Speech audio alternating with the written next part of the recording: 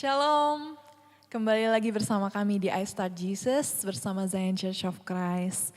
Saya mengundang kita sama-sama untuk datang ke hadirat Tuhan saudara, karena firman Tuhan mengatakan bahwa Dia membaringkanku di padang rumput yang hijau, Dia menuntunku ke tepi air yang tenang, dibaringkannya aku pada tempat yang banyak rumputnya, dihantarnya aku pelan-pelan kepada air yang tenang sekali. Saudara, kalau kita pada hari ini datang dengan banyak pergumulan dan kesusahan, biarlah kita datang, kita hampiri Tuhan. Karena Dia mampu untuk memberikan kepada kita kelegaan. Oleh karena itu saya mengundang kita sama-sama mulai ibadah ini di dalam doa terlebih dahulu. Tuhan, boleh Engkau yang tenangkan hati dan pikiran kami Tuhan. Kami rindu untuk mendengar suara-Mu Tuhan. Kami rindu untuk mendengar apa yang Engkau kehendaki terjadi atas kehidupan kami. Inilah kami anak-anak-Mu. Kami rindu untuk duduk diam di bawah kaki salib-Mu Tuhan. Kami percaya di dalam setiap ibadah ini biarlah Engkau berbicara kepada kami apa yang seharusnya kami lakukan.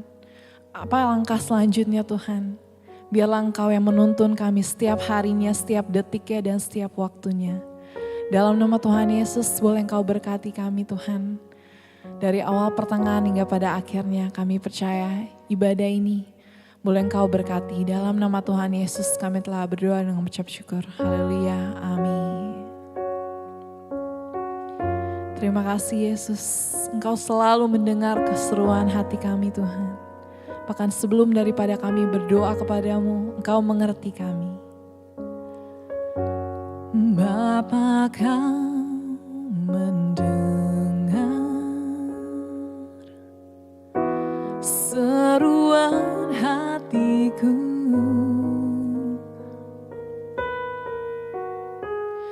tak pernah Kau lepaskan dari kasih-Mu. Lewat lembah kelam, Engkau temani aku.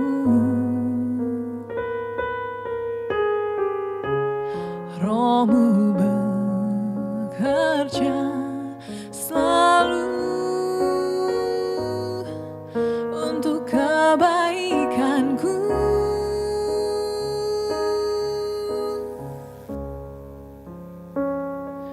Mengalir kuasa dari tempat maha tinggi, Bapa kekal mulia, Kau hadir di sini, memulihkan hati, menyembuhkan yang terluka. Ku kan tenang bersama-Mu, Bapa.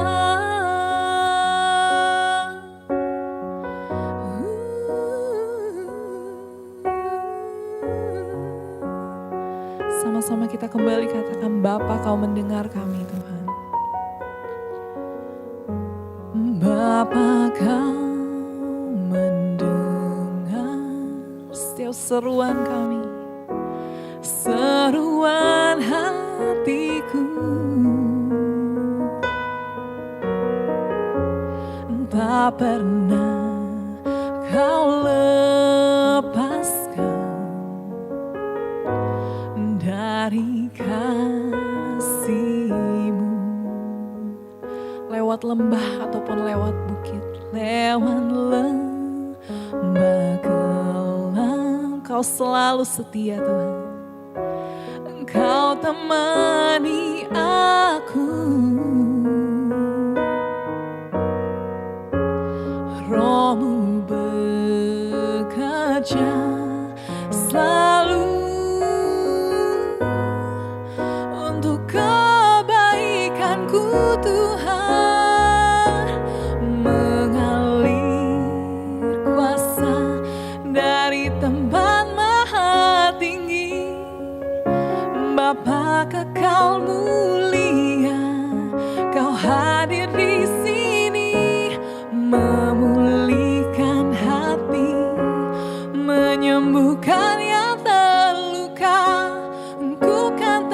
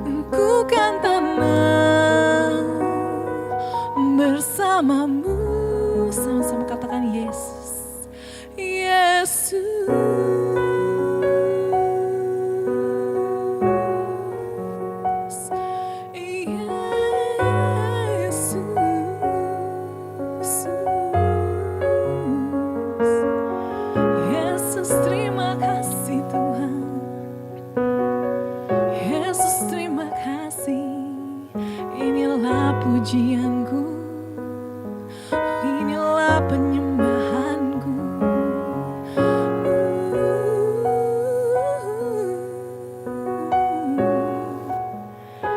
Terima kasih Tuhan, boleh kita naikkan setiap pujian dan penyembahan kita. Sebab hanya di dalam ketenangan, di dalam kedamaian, hanya di dalam sukacita yang Engkau berikan kepada kami Tuhan, kami mampu merasa tenang. Kami mampu merasakan kedamaian yang sejahtera yang tidak mampu kami temukan dimanapun di dunia ini Tuhan. Yes, we love you Jesus. This is my worship Jesus.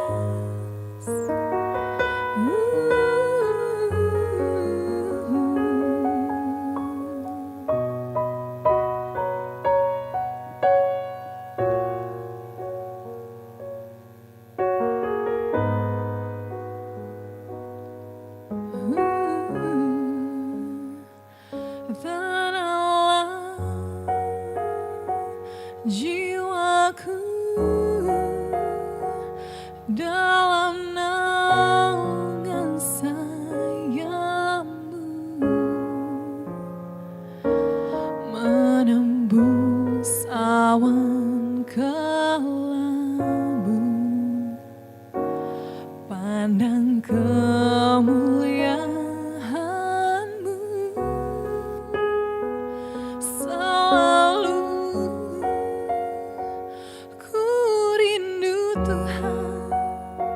Lekat dalam hati-Mu,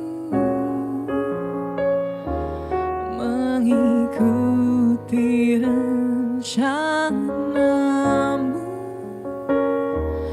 Yesus Tuhan Rajaku.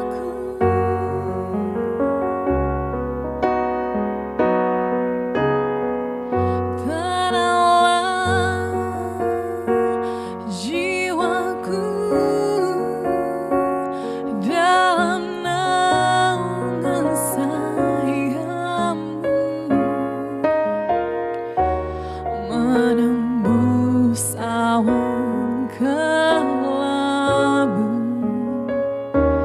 pandang kemuliaan-Mu. Terlalu ku rindu lekat dalam hati-Mu, mengikuti rencana-Mu, Yesus Tuhan Rajaku. Mengikuti rencana-Mu, mengikuti rencana. Ku mengikuti-Mu Tuhan, mengikuti rencana, mengikuti rencana-Mu, Yesus Tuhan Rajaku.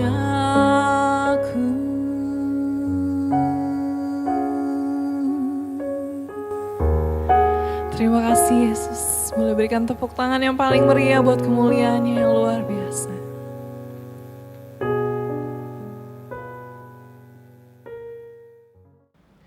Puji nama Tuhan, selamat pagi. Ketemu lagi di dalam program I Start with Jesus. Hari ini tentunya menjadi kabar baik buat setiap kita.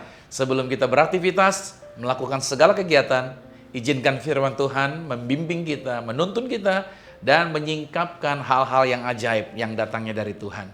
Mari kita sebelum mendengarkan firman Tuhan, kita bersatu di dalam doa. Tuhan Yesus, terima kasih pagi hari ini tentunya Tuhan yang membangunkan kami dari tempat tidur kami, dari istirahat kami. Terima kasih buat kesempatan yang Tuhan percayakan. Kami bisa bangun di hari yang baru dan kami dipersiapkan Tuhan untuk menikmati berkat Tuhan yang baru di hari ini. Maka hari ini kami akan dengar firman Tuhan, berbicaralah bagi setiap kami.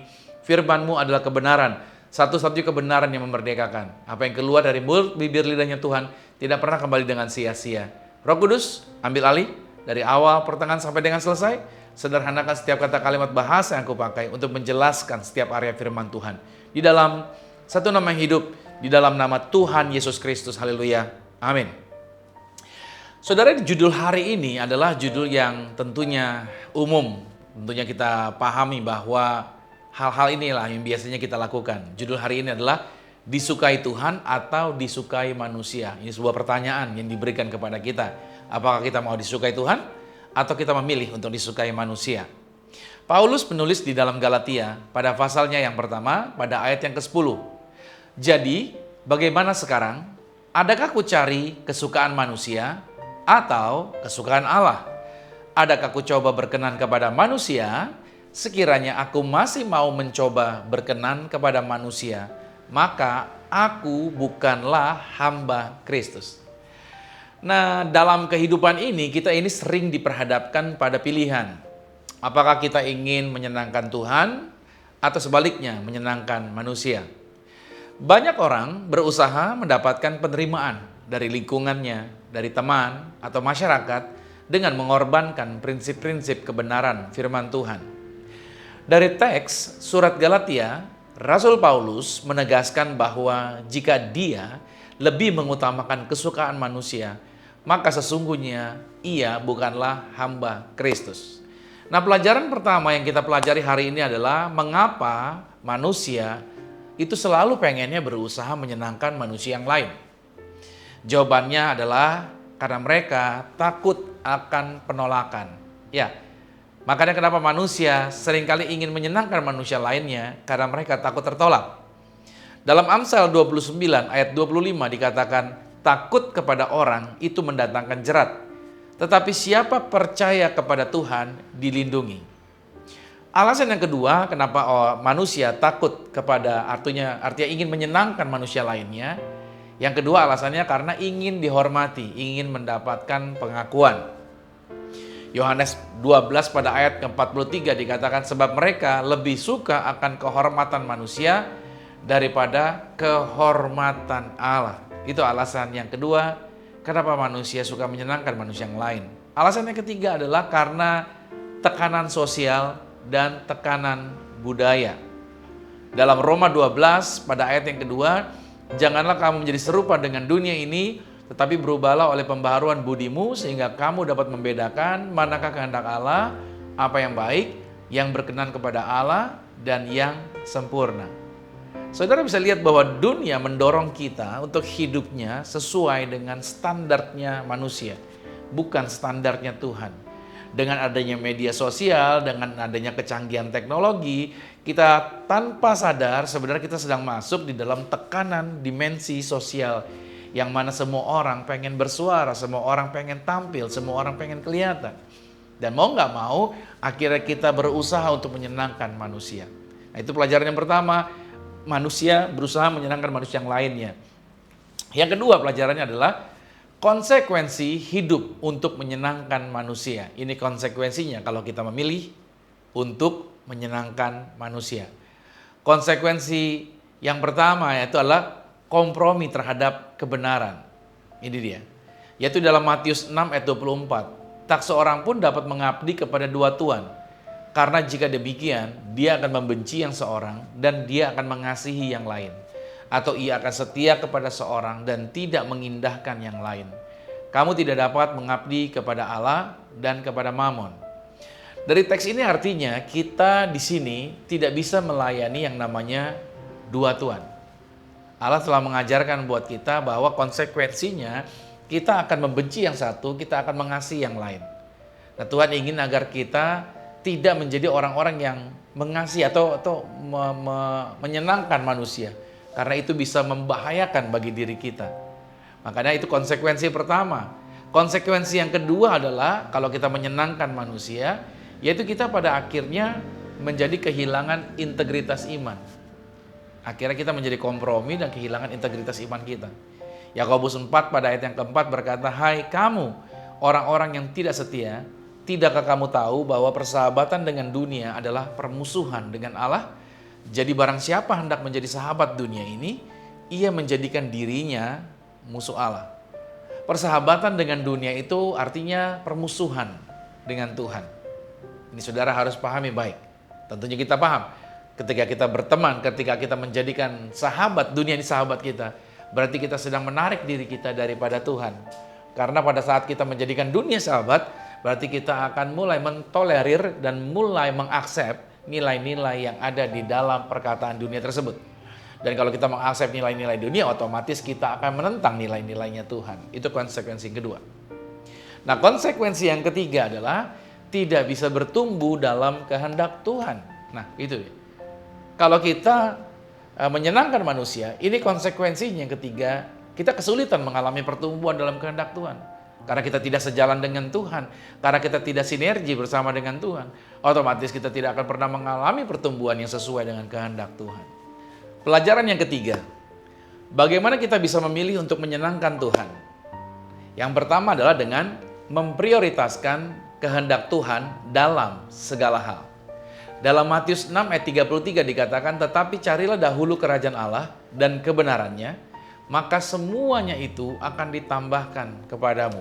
Yang kedua, berani teguh dalam iman meskipun menghadapi tekanan. Dalam Daniel 3 ayat 16-18, Sadrak, Mesak, dan Abednego itu menolak menyembah patung yang dibuat oleh Raja Nebukadnezar. Dan mereka terancam untuk dilempar ke dalam perapian yang menyala-nyala. Dan yang ketiga, yaitu berjalan dalam pimpinan Roh Kudus. Galatia 5 ayat 16, maksudku ialah hiduplah oleh roh, maka kamu tidak akan menuruti keinginan daging. Jadi, kesimpulannya adalah bahwa Anda dan saya, kita ini dipanggil untuk menjadi hamba Kristus. Kita dipanggil bukan untuk menjadi hamba opini manusia. Hidup yang berkenan kepada Tuhan itu akan membawa sukacita sejati dan upah kekal. Nah, untuk itu, mari kita jangan takut akan penolakan dunia. Karena Tuhan sendiri yang akan menyertai dan Tuhan sendiri yang akan membela kita. Mari mulai hari ini kita memilih untuk selalu hanya mau menyenangkan Tuhan di atas segala sesuatu. Pahami dulu ini. Jadi saudara dan saya tidaklah dipanggil untuk menyenangkan manusia. Saudara dan saya tidak dipanggil untuk tergantung opini masyarakat. Atau dengan kata lain yang sekarang bilangnya apa ya? Kita hidup ini tidak tergantung apa kata netizen gitu. Mau mereka bicara apa saja, mereka bebas berkata apapun.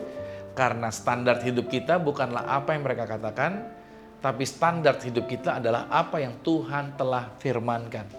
Jadi kalau saudara berusaha menyenangkan manusia, maka saudara akan berhadapan dengan berbagai hal yang akan menyulitkan kehidupan Anda.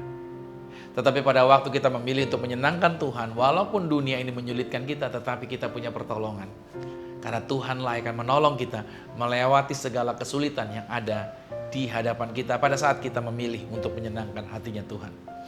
Ada beberapa pertanyaan ini untuk refleksi bagi setiap kita. Yaitu apakah selama ini kita lebih sering mencari kesukaan manusia daripada kesukaan Tuhan? Lalu pertanyaan selanjutnya, apakah ada area dalam hidup kita yang perlu dikoreksi agar kita lebih berkenan lagi kepada Tuhan? Dan pertanyaan yang terakhir, bagaimana kita bisa lebih berani hidup sesuai dengan kebenaran firman Tuhan? Saya berdoa buat saudara adalah dalam aktivitas Anda, dalam segala hal yang Anda lakukan, Anda benar-benar melihat dari kacamatanya Tuhan dan senantiasa mempercayai janji Tuhan itu tidak pernah tidak terjadi. Apa yang Tuhan janjikan dia pasti genapi, apa yang dia katakan pasti dia tepati bagi kehidupan Anda dan saya. Nah, kita akan masuk di dalam sakramen tubuh dan darah Tuhan Yesus Kristus. Mari kita siapkan roti dan anggur di tangan kita dan percayalah bahwa kuasanya bekerja bukan hanya kepada saya tetapi juga kepada setiap saudara yang mengikuti kegiatan ini. Mari bersama-sama kita angkat roti ini di atas kepala dengan iman, katakan dalam nama Tuhan Yesus, inilah roti yang telah turun dari surga. Inilah tubuh Tuhan Yesus Kristus, tubuh yang tergantung di atas kayu salib, yang memberikan kami bersama dengan keluarga kehidupan yang kekal di dalam kerajaan sorga. Oleh korban tubuh Kristus, mulai hari ini kami menang atas segala virus, kami menang atas segala penyakit, tidak terkapar di meja operasi. Kami diberkati umur panjang dan tidak akan sakit-sakitan dalam nama Tuhan Yesus. Inilah roti yang telah turun dari surga, inilah tubuh Tuhan Yesus Kristus. Mari kita makan tubuh Tuhan Yesus.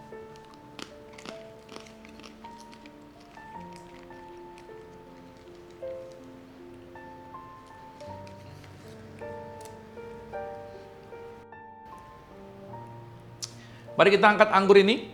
Dengan iman sama-sama kita katakan ini adalah darah Yesus. Dalam nama Tuhan Yesus, inilah darah Yesus Kristus. Darah yang tercurah, darah yang tertumpah di atas kayu salib sebagai perjanjian yang baru dan yang kekal oleh korban darah Yesus. Maka mulai hari ini kami bersama keluarga termeterai sebagai warga sorga, dijamin punya rumah di bumi, punya rumah di sorga, tidak mengembara, dimanapun berada melangkah dijagai pasukan malaikat sorgawi. Aku tolak santet, aku tolak kuasa gelap, aku tolak serangan setan, kuasa gelap, roh jahat dihancurkan, dipatahkan dalam nama Tuhan Yesus Kristus. Inilah darah Yesus Kristus. Mari kita minum darah Tuhan Yesus.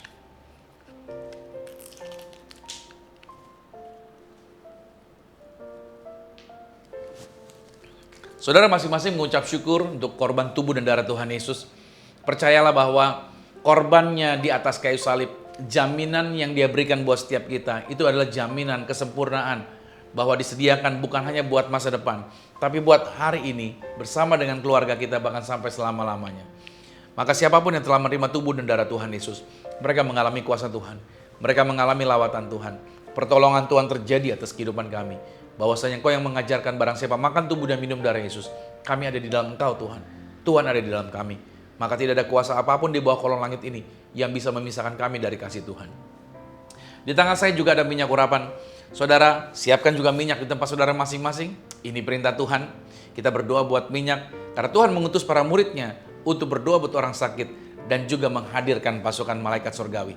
Bersama-sama dengan saya katakan dalam nama Tuhan Yesus, inilah minyak urapan. Setiap tetes saya punya kuasa mengusir setan. Setiap oleh saya punya kuasa, yaitu menghadirkan pasukan malaikat surgawi.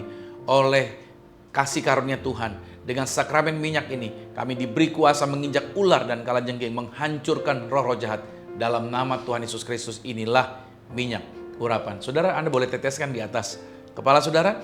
Anda juga boleh berdoa buat pasangan Anda, buat keturunan Anda, buat apa yang Anda kerjakan, buat proyek Anda, buat pabrik Anda, lokasi di mana Anda berada. Anda mengurapi di sana. Percayalah, lokasi tanah atau tempat yang Anda urapi, orang yang Anda urapi, itu aman di dalam proteksi Tuhan karena Anda melepaskan kata-kata berkat. Nah, di layar monitor Anda ingat baik, Amsal 18 ayat 21 berkata, hidup dan mati dikuasai lidah. Siapa yang suka menggemakannya akan memakan buahnya.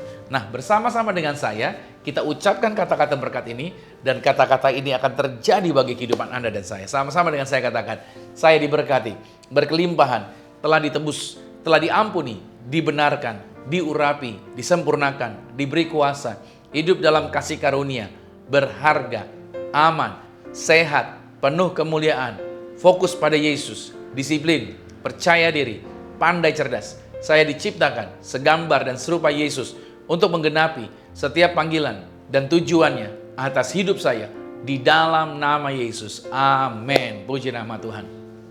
Doa orang benar, bila dengan yakin didoakan, itu sangat besar kuasanya. Kita sudah sampai di penghujung acara. Kita akan menerima berkat Tuhan. Kalau saudara diberkati dan merasakan bahwa anugerah Tuhan berlimpah buat saudara, Anda boleh share, Anda boleh bagikan kepada sanak famili saudara link ini, dan ini akan jadi berkat buat setiap mereka yang mengikuti siaran-siaran yang dari siaran-siaran kita setiap hari Sabtunya.